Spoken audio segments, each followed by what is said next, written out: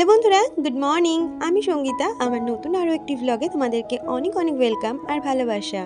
কেমন আছো তোমরা সবাই? আশা করছি ভালো আছো আর সুস্থ আছো। আমরাও না বেশ ভালো আছি। আর আজকের দিনটি হচ্ছে রবিবার, আর ঘড়িতে এখন বাজে ওই সকাল 7:30 নাগাদ। তোমাদেরকে সাথে নিয়ে আজকে ব্লগটা এখান থেকে শুরু করছি। আই হোপ ব্লগটা তোমাদের একটু হলেও ভালো লাগবে।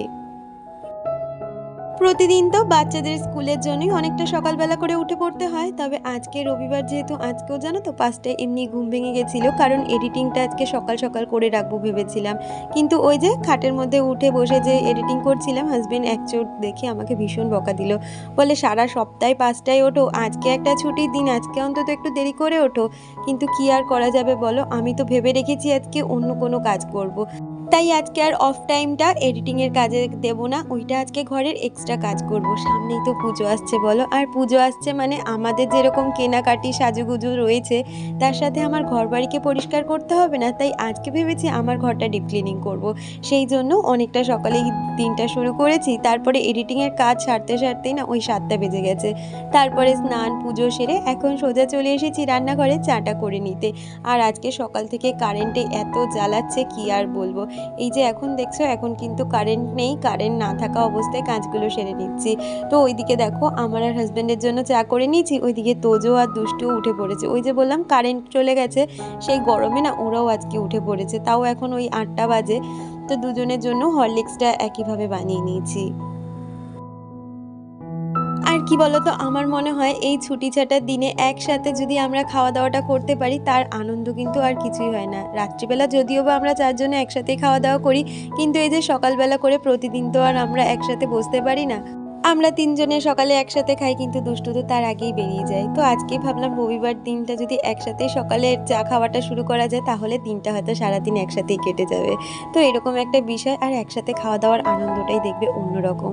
তো ওইদিকে কথা বলতে বলতে তাড়াহুড়ো করে না রান্নাটা করে নিচ্ছি। মানে রান্না বলতে সকালে যে হাজব্যান্ড টিফিনটা খাবে, মানে সকালে যে খেয়ে ও বেরোবে, সেই খাবারটাই শুধু গুছিয়ে রাখছি। বাকি দুপুরের রান্নার আয়োজন দেখে তো বুঝতেই পারছো কি হবে, সেগুলোও আজকে গুছিয়েই রাখছি। তারপরে ওই ঘরের কাজে হাত দেবো।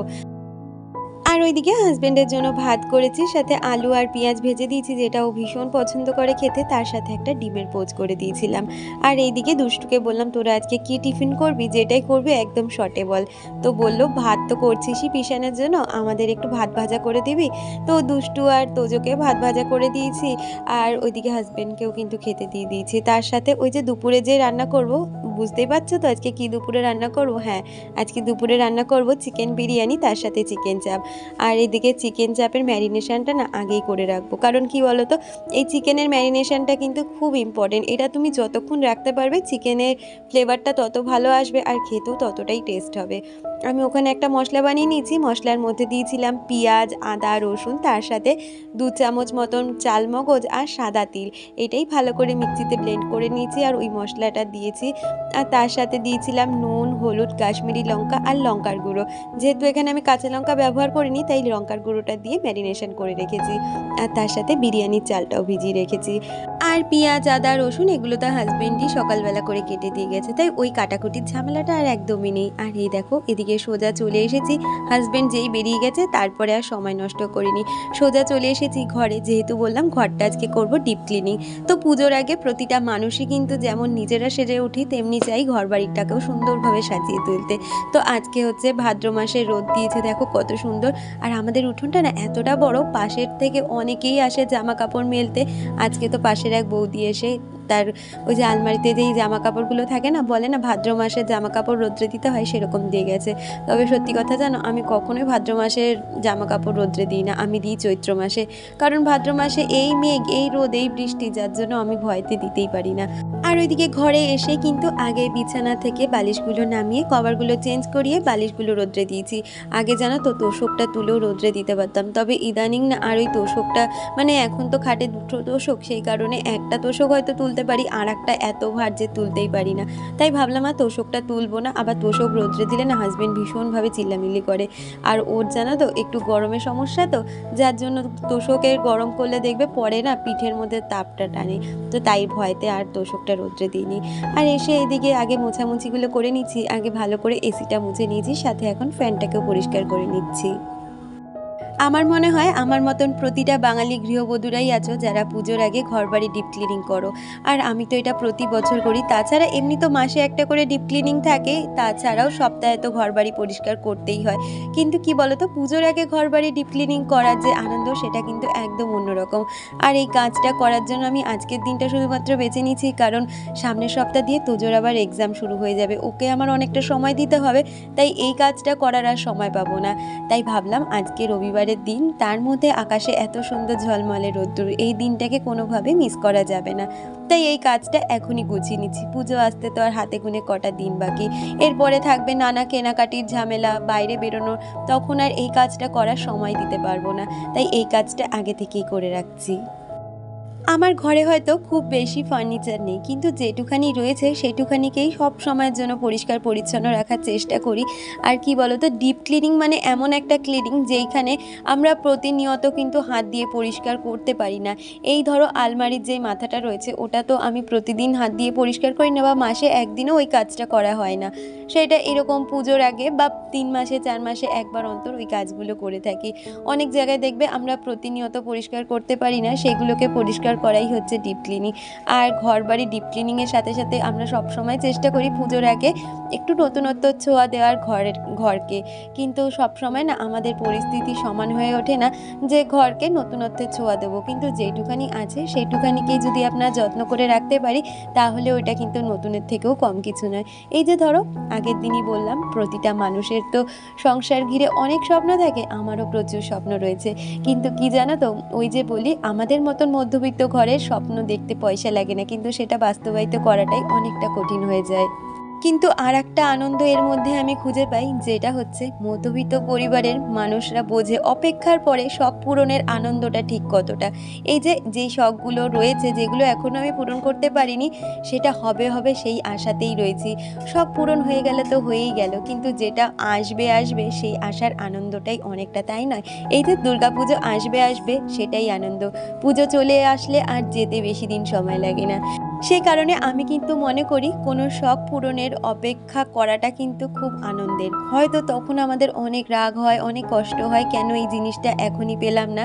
কিন্তু অপেক্ষার পরে যখন ওই জিনিসটা হাতে পাবো তার আনন্দ কিন্তু আমাদের কাছে দ্বিগুণ হয়ে যায়, আমি তো মনে করি। আর আমার মতন মধ্যবিত্ত ঘরের মানুষরা এটা কিন্তু খুব ভালোভাবে বুঝতে পারো। আর এদিকে কথা বলতে বলতে আমি কিন্তু ঘরের ঝুলটাও ভালো করে ঝেড়ে নিয়েছি, আর সমস্ত ফার্নিচারগুলোকে সুন্দরভাবে মুছে নিয়েছি। আর এদিকে আমার যে রাধাকৃষ্ণ রয়েছে তাকেও ভালো করে পরিষ্কার করে মুছে নিয়েছি। আর তারপর চলে এসেছি ড্রেসিং টেবিলটাকেও সুন্দরভাবে মুছে নিয়ে, তোমরা তো জানোই ড্রেসিং টেবিলটা আমি কিন্তু প্রায় দিনই পরিষ্কার করে থাকি, তবে এই উপরের র্যাকটা প্রতিদিন পরিষ্কার হয় না, নিচের যে 3টে র্যাক আছে সেগুলো পরিষ্কার করি। তবে আজকে যেহেতু ঘরে ঝুল ঝাড়লাম, সমস্ত ফার্নিচার যদি পরিষ্কার না করি তাহলে কিন্তু ওই যে ঝুলের যে ছোট ছোট নোংরা সেগুলো চারিদিক হয়ে যাবে। আমাকে সুস্মিতা দি কমেন্ট করেছে, সে লিখেছে সারাদিন সময় পাইনি, এই রাত্রিবেলা তোমার ভিডিও দেখে তবে ঘুমাতে যাচ্ছি। জানো তো বোনু, তোমার ভিডিও না দেখলে ঘুমই আসে না, যেন মনে হয় কি একটা ফাঁকা ফাঁকা লাগে। তোমার রান্না ঘরের কাজ খুব ভালো লাগলো বনু, অনেক অনেক ভালোবাসা সবাইকে। তোমাকেও অনেক ভালোবাসা দিদি, থ্যাংক ইউ সো মাচ। তোমরা যে এত সুন্দর সুন্দর করে এত সুন্দর কমেন্ট করো, এতে না আমি অনেকটা মোটিভেট হই ভিডিও বানাতে। মাঝে মধ্যে আমাদের সকলেরই কিন্তু ভিডিওর ভিউজ প্রবলেম থাকে, আমারও থাকে, কিন্তু তোমাদের এই ভালোবাসাটা পাওয়ার জন্য হাজারো কষ্ট হলেও কিন্তু ভিডিও বানানোর একটা আলাদা এনার্জি পাই। এইভাবে তোমরা আমার চলার পথে সব সময় থেকো। আজকে সকালেই ভেবেছিলাম আজকে আমার ঘরটা আর শ্বশুরমশাই যে ঘরটা আছে দুটো ঘরই একসাথে পরিষ্কার করে নেবো, কারণ ওই ঘরে তো বেশি একটা ফার্নিচার নেই, ওটা করতে সময়ও বেশিক্ষণ লাগবে না। কিন্তু এই কাজটা করতে করতেই মানে আমার ঘরটা পরিষ্কার করতে করতেই প্রায় 1.5 ঘন্টার কাছাকাছি লেগে গেছিলো। এখনও তো ওইদিকে রান্না বাকি, তাই ইচ্ছে আছে এই সপ্তাহের কোনো একটা দিন শ্বশুরমশাইয়ের ঘরটা পরিষ্কার করে নেব। আসলে কি জানো তো, রবিবারের দিন করে করলে একটা সমস্যা ভীষণভাবে হয়, এই যে আজকে এই ঘরটা পরিষ্কার করছি আর এই ধুলোবালির জন্য বাচ্চাদের তো ওই ঘরটায় বসতে হয়, আর আমার শ্বশুরমশাইয়ের ঘরটা যেহেতু অ্যাডভেস্টারের ছাউনি দেওয়া, প্রচণ্ড গরম তাপ ওপর থেকে নামে, বাচ্চাদের ভীষণ কষ্ট হয়। কিন্তু ওই ঘরটা পরিষ্কার করলে হয়তো সেই সমস্যাটা হবে না, কিন্তু আমি চাইছি না রবিবার অবধি ওই ঘরটা পরিষ্কার করার জন্য অপেক্ষার। ওই যে বললাম সামনেই তোজোর এক্সাম, আর এক্সামের আগেই এই কাজগুলো গুছিয়ে নিতে চেষ্টা করছি। তারপরে তো আমাকে ওকে অনেকটা সময় দিতে হবে পড়াশুনোর জন্য, তো সেই জন্যই। আর ঘর গুছাতে গুছাতে শাশুড়ি মায়ের একটা শাড়ি পেয়েছিলাম, যেটা আর পরা হয় না, ওটা কেটেই সমস্ত টেবিল ক্লথ বানানো হয়েছে। আর তারপরে এইদিকে বেড সাইড টেবিলটাকেও সুন্দরভাবে গুছিয়ে নিচ্ছি। এই বেড সাইড টেবিলটা কিন্তু আমি বলতে পারো একটা DIY করেই বানিয়েছি। আমাদের মধ্যবিত্ত ঘরে তো শখেরা শেষ থাকে না, কিন্তু শখগুলো মাঝে মধ্যে না এরকম জোড়াতাপ্পি দিয়েই বলতে পারো পূরণ করতে হয়। এইটা গত বছর তার আগের বছরে করেছিলাম, তো এখনও দেখলাম বেশ ভালোই আছে। আর অনেক কিছু কিন্তু এখানে রাখাও যায়। আর এই যে ঘরের সমস্ত কিছু আমার পরিষ্কার করা হয়ে গেছে, এখন বিছানাটাকেও সুন্দরভাবে পরিষ্কার করে নিচ্ছি। এই যে তোষকটা দেখছো, এই ওপরের তোষকটা তুলে আমি রোদ্রে দিতে পারি, কিন্তু নিচের যে তোষকটা আছে ওটা ভীষণ ভার, যার জন্য আমি আর তোলার রিস্কই নিলাম না। এরপরে না শরীরটা ভীষণ খারাপ হয়ে যায়, কোমরে ভীষণ ব্যথা করে ভারী কিছু তুলতে গেলে। যেহেতু সিজারের প্রবলেম রয়েছে, তো সেই জন্য তো রয়েইছে এই বিষয়গুলো। আর এদিকে বিছানাটাকে ভালো করে গুছিয়ে নিয়ে এবার ঘর বারান্দাটাকে ঝাড় দিয়ে মুছে নেব। আর তারপরেই ফ্রেশ হয়ে চলে যাব রান্নাঘরে। তবে কি জানো তো, একটা মজার বিষয়, মানে আমার কাছে তো ভীষণ আনন্দের, আজকে রান্না করতে করতে হাজব্যান্ড চলে এসেছে। তো তখন আমার জাস্ট চিকেন চাপটাই হয়েছে, বিরিয়ানির পেঁয়াজটা ভাজা বসিয়েছি। তো হাজব্যান্ড বললো, তুমি আজকে সকাল থেকে এত কাজ করেছো, তোমার আর বিরিয়ানিটা বানাতে হবে না, দাও বিরিয়ানিটা আমিই বানাই। দেখবে মাঝের মধ্যে কেউ এসে যখন এতটা বড় হেল্প করে খুব ভালো লাগে। আর হাজব্যান্ড করলে তো তার কোনো কথাই হয় না। আমাকে ঝিলি ব্যানার্জি কমেন্ট করেছিলে, তুমি লিখেছিলে দাদা ভাই খুব সুন্দর সবজি কাটে। সত্যি বলতে আমিও এত ভালো করে পারি না, আমি তো পারিই না। তোমার বানানো তালের বড়া আর মালপোয়া দেখে খুব টেস্টি মনে হচ্ছে। থ্যাংক ইউ সো মাচ ঝিলি, তোমাদের সকলকে একদিন ইনভাইট করছি, এসো। আর আমি কিন্তু তোমাদের পছন্দের সমস্ত খাবার বানিয়ে খাওয়ানোর চেষ্টা করব। আর এই দেখো ঘরটা সুন্দরভাবে গোছানো হয়ে গেছে, আর দেখো কত সুন্দর লাগছে। দেখবে ঘর বাড়ি পরিষ্কার পরিচ্ছন্ন করার পরে কিন্তু একটা অন্য রকমই ঘরের লুক চলে আসে, তাই না? আর এই যে আমার ঘরটা আজকে সত্যিই আমার নিজের ভীষণ ভালো লাগছে। তোজো তো বলছে, মা আজকে ঘরটা না ভীষণ সুন্দর লাগছে। আর ভয়েতে ও তো আজকে বেশ কিছুক্ষণ খাটেই ওঠেনি, খাটটা যেহেতু এত সুন্দর গোছানো রয়েছে, উঠলেই তো নোংরা হয়ে যাবে, তাই জন্য। আর এদিকে আমি গা ধুয়ে সোজা রান্নাঘরে চলে এসেছি। যে চিকেনটা ম্যারিনেশন করে রেখেছিলাম চাপের জন্য, সেই চিকেনটাকে ভালো করে ভেজে নিচ্ছি। আর তারপরে যে গ্রেভিটা ছিল তার মধ্যে একটু জল মিলিয়ে ঢাকা চাপা দিয়ে রান্নাটা করে নেব। চিকেন চাপ হতে বেশি সময় লাগে না, আর মশলা তো দেখলেই কী কী দিয়েছি, আর খেতেও কিন্তু দুর্দান্ত লাগে। কোনো এক সময় বিরিয়ানির সাথে মনের ইচ্ছে থেকে এই চিকেন চাপটা বানিয়েছিলাম, তারপর থেকে এই চিকেন চাপটার ফ্যান বলতে পারো আমার বাড়ির সকলে। তাই বিরিয়ানি হলে হাজব্যান্ড আগেই বলবে চিকেন চাপ ছাড়া কোনো কথাই হবে না। আর এই যে হাজব্যান্ড এসে কিন্তু বিরিয়ানিটা বসিয়ে দিয়েছে। আর তারপরে আমি এদিকে স্যালাড কেটে নিয়েছিলাম, আর সাথে চাটনি করে নিয়েছিলাম। আর ও ওইদিকে গরমের মধ্যে রান্না করছিল। খারাপ তো বেশ লাগছিল, কিন্তু কি আর করা যাবে, সে যে আমাকে বলেছে একটু উপকার করবে, মাঝে মাঝে আমিও ওর হাতে অনেকটাই হেল্প করে দিয়েছি। আর এই দেখো বিরিয়ানি ছিল দমে বসানো, আর ওইদিকে সমস্ত খাবারই রেডি। আর ওই যে তোমাদের বলছিলাম না, সকাল থেকে কারেন্টটা এত জ্বালা ছিল, যেই আজকে খেতে বসবো বলে ঠিক করেছি তখনই ফট করে কারেন্টটা চলে গেছিল। যদিও বা ভগবানের আশীর্বাদে 15 মিনিটের মধ্যে কারেন্টটা চলে এসেছে। তারপরে এই দুপুরের লাঞ্চটা খুব সুন্দরভাবে খেয়ে নিয়েছি। তাহলে বন্ধুরা আজকের ভিডিওটাই পর্যন্ত, দেখা হচ্ছে পরবর্তী ভিডিওতে।